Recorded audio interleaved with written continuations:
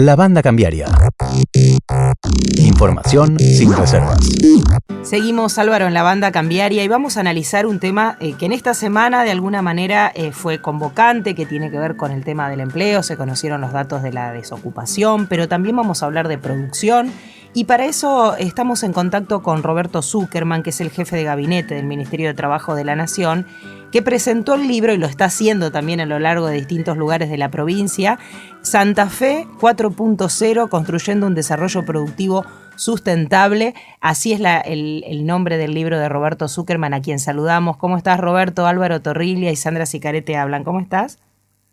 ¿Qué tal? ¿Cómo les va, Sandra y Álvaro? Un gusto hablar con ustedes. Bien, bien, gracias a vos por atendernos.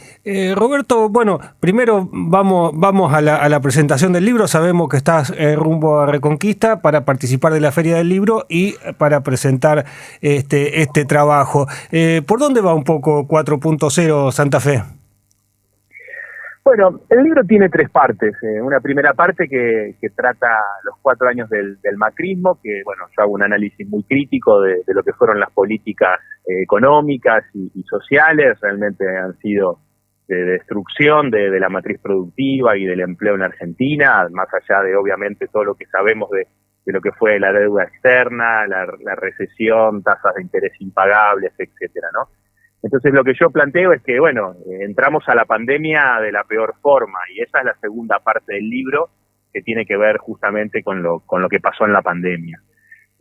Bueno, ese análisis donde hubo una fuerte intervención del Estado, pagando salarios con los ATP, tratando de mantener intacta la matriz productiva y las fuentes de trabajo, que fue lo que permitió, en definitiva, en el 2021, recuperar los 10 puntos de PBI que se habían perdido, bueno, reactivar el país y bueno, y tener hoy un presente que cuando uno lo analiza justamente tiene que ver con eso que fue pasando, ¿no? Digo, entonces, como hoy ya tenemos una situación distinta, bueno, me animo a plantear distintos proyectos de desarrollo productivo que son para Santa Fe, son para otros lugares del país, por supuesto que también.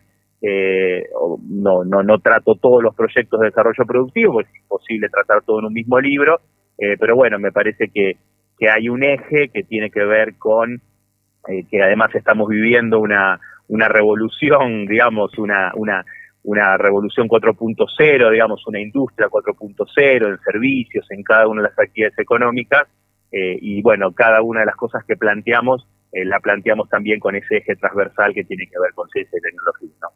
En la segunda parte del libro, bueno, vos mencionás el tema del trabajo que se hizo durante la pandemia. Eso involucra también gran parte de tu experiencia personal como ministro de Trabajo en la provincia, que te tocó actuar en ese momento en el cual, bueno, había que decidir cómo se seguía trabajando y en qué condiciones, ¿no? Sí, es así. De hecho, a mí el libro me inspira ese momento, ¿no? Yo venía de Rosario, siempre fui un amante de la producción y de la industria, pero siempre estuve más volcado al derecho, y bueno, cuando empecé a recorrer la provincia, cada rincón de la provincia, en plena pandemia, con la aplicación de los protocolos para la vuelta a la actividad, la verdad es que me generó, digamos, muchísimas ganas de poder reflejar eso y de poder contar, digamos, lo que es nuestra provincia, una provincia que quizás desde Rosario no se la percibe en su totalidad, digamos, ¿no? Tenemos una idea de Santa Fe que es muy distinta a la Santa Fe del norte, a la Santa Fe de sobre todo los 6 departamentos del norte que tienen una lógica más propia de lo que es el norte grande, bueno, con una falta de desarrollo, con una falta de equilibrio, y en ese sentido, digo, bueno, también planteamos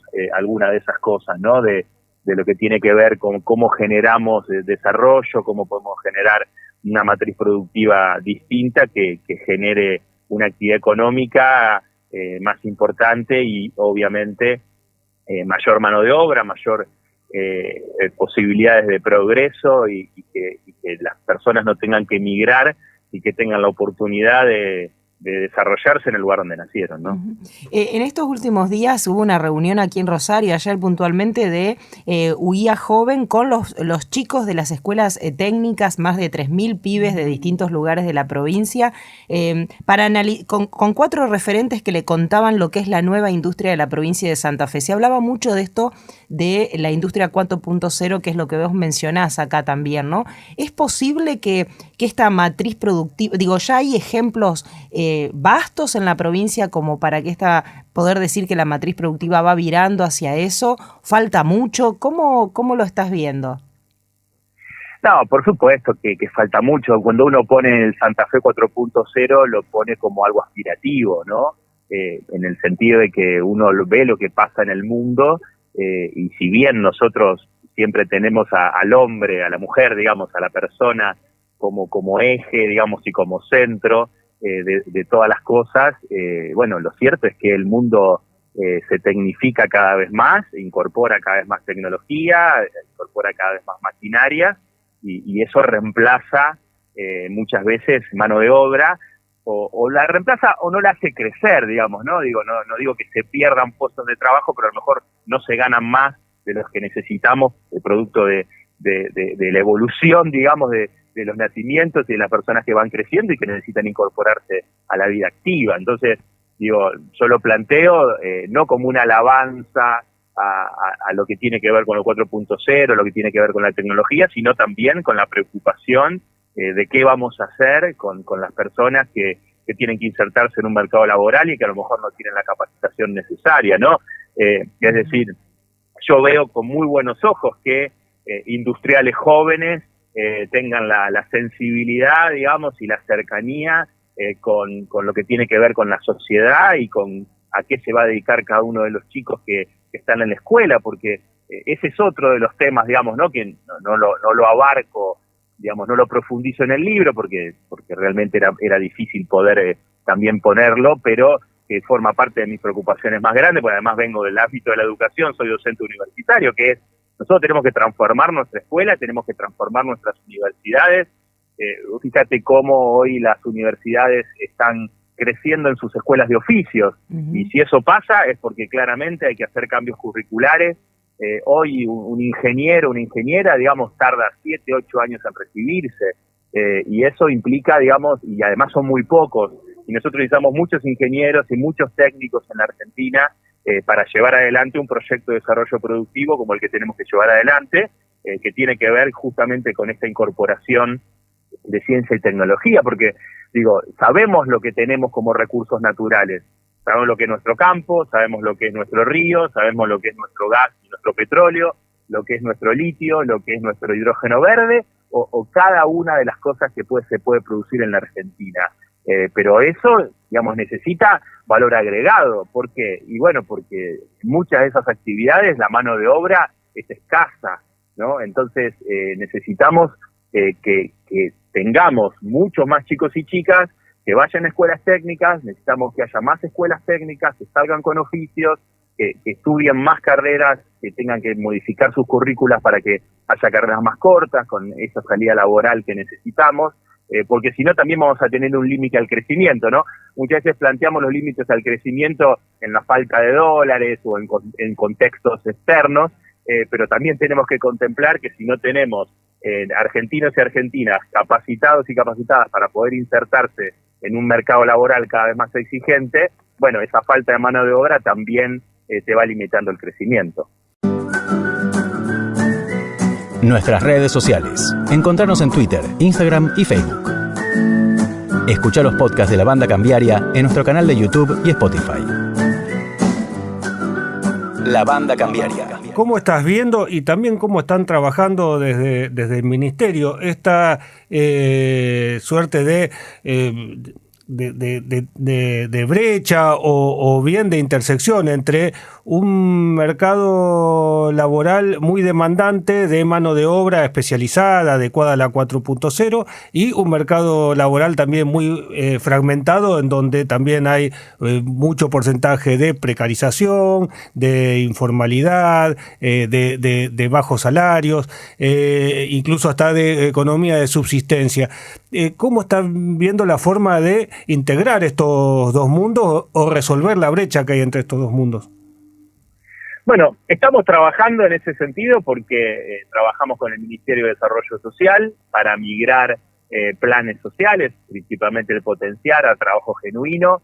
No es una tarea que se pueda hacer de manera masiva, es una tarea que hay que hacerla, como yo digo, como de cirugía, digamos, ¿no? Digo, caso por caso, teniendo, digamos, un trabajo en conjunto con los distintos niveles del Estado, para que también haya un acompañamiento de esas personas. Pensemos que en muchos casos o trabajan en sectores informales o no trabajan o no tienen esas capacidades que hacen falta para el mundo del trabajo de hoy, y entonces también falta en muchos casos como una cultura del trabajo. Entonces no es solamente una cuestión de habilidades, sino también una cuestión de poder cumplir horarios, poder llevar adelante una vida, digamos, más sistematizada, con una organización en ese sentido.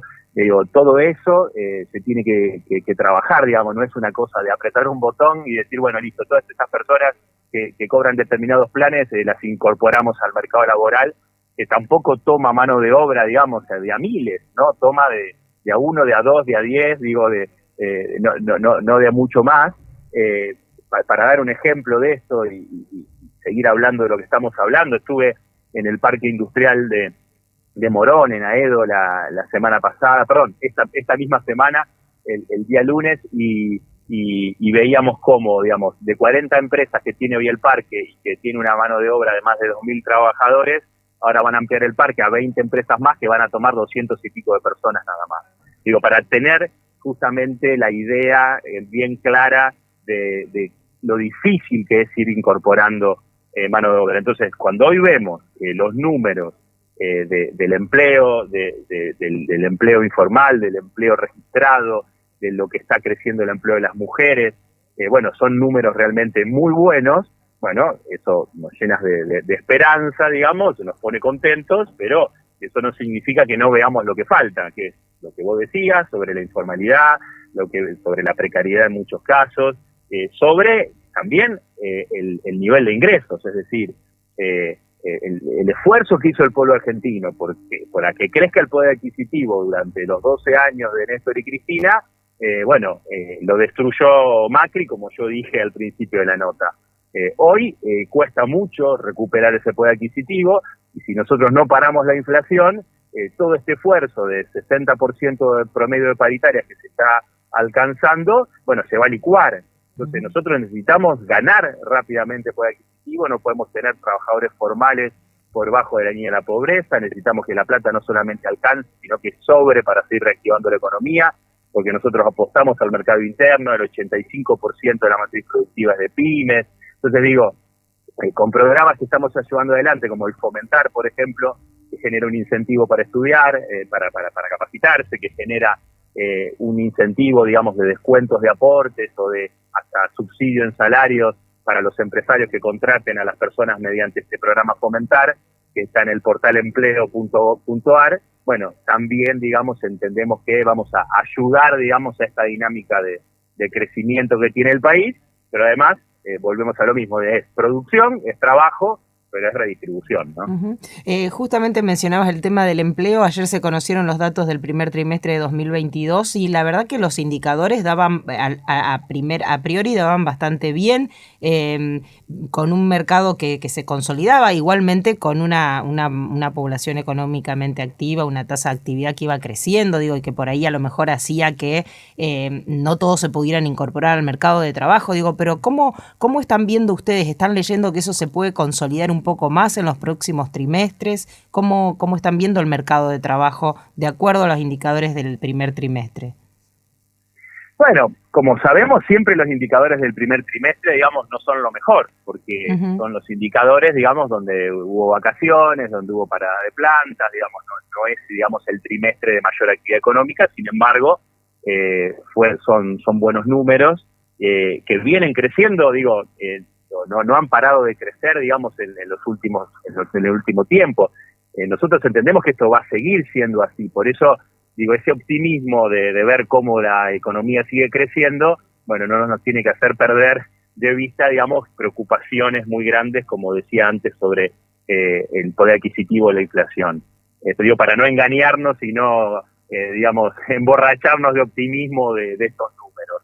Entonces, por eso digo que la capacitación y el acompañamiento del Estado para que seguir creciendo, bueno, es fundamental, porque, bueno, hay políticas, digo, esto no fue magia, una vez más lo decimos, hay políticas del Ministerio de Desarrollo Productivo que vienen dando resultados, y además porque, bueno, la Argentina tiene una gran oportunidad, porque la Argentina tiene alimentos, porque la Argentina tiene petróleo y gas, porque la Argentina tiene hidrógeno verde, tiene litio, digamos, y tiene toda una matriz productiva, y tiene ciencia y tecnología, tiene la posibilidad de hacer satélites, de hacer reactores y de seguir incorporando para la Argentina y para el mundo todo lo que el mundo necesita. Digo, todo lo que acabo de decir es lo que el mundo necesita. Eso implica también, bueno, administrar e intervenir en esa economía para que, por ejemplo, si el mundo tiene hambre, bueno, que no tenga hambre la de los argentinos porque tengan que pagar en su canasta básica determinados alimentos como commodity, ¿no? Digo, esto no puede pasar. Digo, nosotros tenemos que poder generar las condiciones para que los argentinos y las argentinas puedan alimentarse como corresponde, que paguen esos alimentos a un precio razonable para la canasta básica argentina, y que obviamente el resto se pueda exportar y que sea, digamos, un beneficio para todos, ¿no? Pero lo que creo es que la Argentina tiene, insisto, hoy condiciones históricas de lo que está pasando en el contexto mundial para crecer enormemente, ¿no? Ahora, Roberto, vos decías algo recién y al principio de la nota también, ¿no? Tenemos un presente de lo que fue, el presente de 2021 creciendo con 10 puntos, como mencionabas, lo de recién una situación del empleo estable, y da la sensación, y también mencionabas el tema de la inflación que de alguna manera podría erosionar todo lo que se puede lograr. ¿Es la inflación la única razón que hace que haya dos miradas en la Argentina? Una Argentina que uno ve con indicadores que crece, pero al mismo tiempo con cierta disconformidad, y que incluso eso genera una grieta al interior del propio oficialismo, ¿no? Esta disyuntiva que por ahí aparece. ¿Es solamente la inflación lo que hace que eso esté desfasado? Bueno, a ver, lo que yo digo de la inflación es porque está claro que si uno no puede controlar los precios, nosotros necesitamos que los salarios aumenten por el ascensor y ponerle un pie encima a los precios, ¿no? Necesitamos recuperar poder adquisitivo porque hoy tenemos un promedio de salarios bajos, ¿no? De salarios que no alcanzan a cubrir en muchos casos las necesidades básicas, digo. Entonces, lo que yo planteo es que no podemos, digamos, mirar para otro lado, y no lo hacemos. De hecho no lo hace ni el presidente ni nadie en el gabinete, porque sabemos cuál es el problema. ¿Qué quiero decir con esto? Nosotros no ponemos como excusa el contexto mundial de inflación, y entonces decimos, ¿cómo no vamos a tener inflación si tiene inflación en Estados Unidos, si tiene inflación en Europa? Digo, está claro que está ese contexto. Esto no significa que nosotros no tengamos que tomar medidas para que ese salario rinda más. El tema también es qué mecanismo utilizar, ¿no? Porque también, como vos decís, hay sectores que dicen, bueno, pero ¿por qué no aumentan por decreto? ¿No? O ¿por qué no se usan otros mecanismos? Bueno, no es tan sencillo. ¿Por qué digo esto?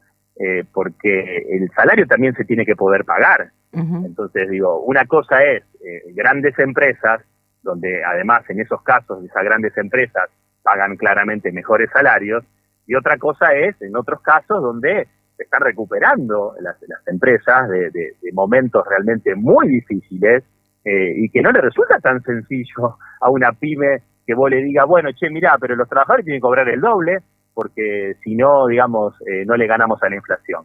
Entonces, digo, es un proceso de crecimiento donde todos tenemos que hacer grandes acuerdos para que entendamos que el futuro de la Argentina es con mejores salarios, con una inflación más baja, y que eso nos va a significar, digamos, generar un círculo virtuoso. Yo podría darte todavía más complejidades, porque la informalidad no es solamente en tener trabajadores no registrados o tenerlos registrados deficientemente, digamos, es la informalidad de los que fugan, es la informalidad de los que no pagan los impuestos que tienen que pagar, que no facturan todo lo que tienen que facturar.